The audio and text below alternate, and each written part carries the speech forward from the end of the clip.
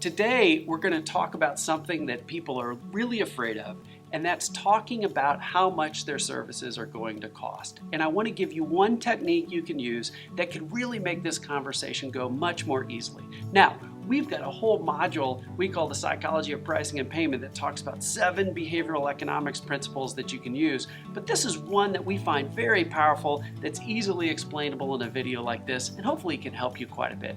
Here's the deal. A lot of times when people give pricing to a client, it's one option, meaning here's the scope of work, here's the process, here's the people involved, and at the end, here's the way the pricing can be.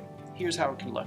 The problem with giving one option to a client is mentally it gives them a do I like it or do I not kind of experience. There's times when that makes sense. Many times when we're doing a smaller potential project with a client, we'll just give one option and let it go.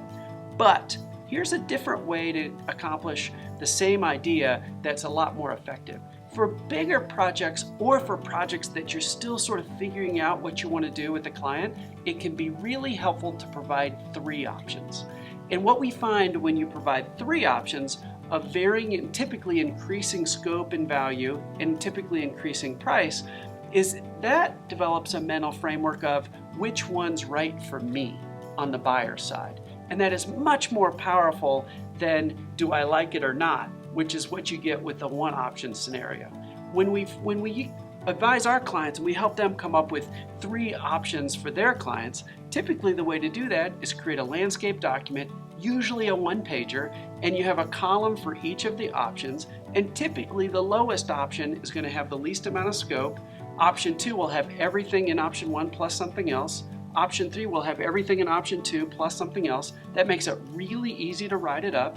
And if you can keep it to 1 page, a client can look at that, you can guide them through it, and you can be agnostic for what they choose. They're all great options, but that lets them figure out which rough ballpark do I want to be in, and then you can pick that specific option, say it's option 2, the middle one, and then you can really build out the scope of work and the process and the people and the pricing with some input from them. It's a great way to build everything together with a client and get really tight around what they want and what you want, and you can provide them expert guidance every step of the way.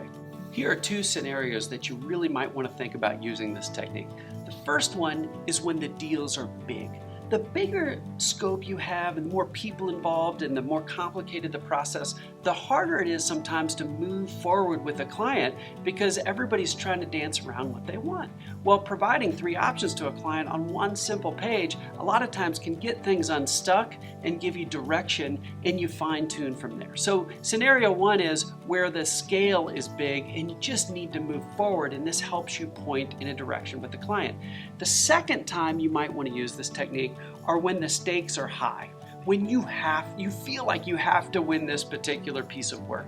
Sometimes that could be even a smaller project that you're doing for a client, and maybe it's a first-time project for that particular client that you really want to get started with, or maybe it's a long-standing client, but this is a first-time offering you've got, and you've never been able to move forward with a client before, and you really want to cement this offering and get it started and start doing this kind of work. For whatever reason, when you feel like you've really got to win something, it can be really helpful to provide 3 options because you have a higher likelihood of getting a yes, because people have the framework of what's right for me, as opposed to 1 option when you really have a mental framework of do I like it or not, is it yes or no.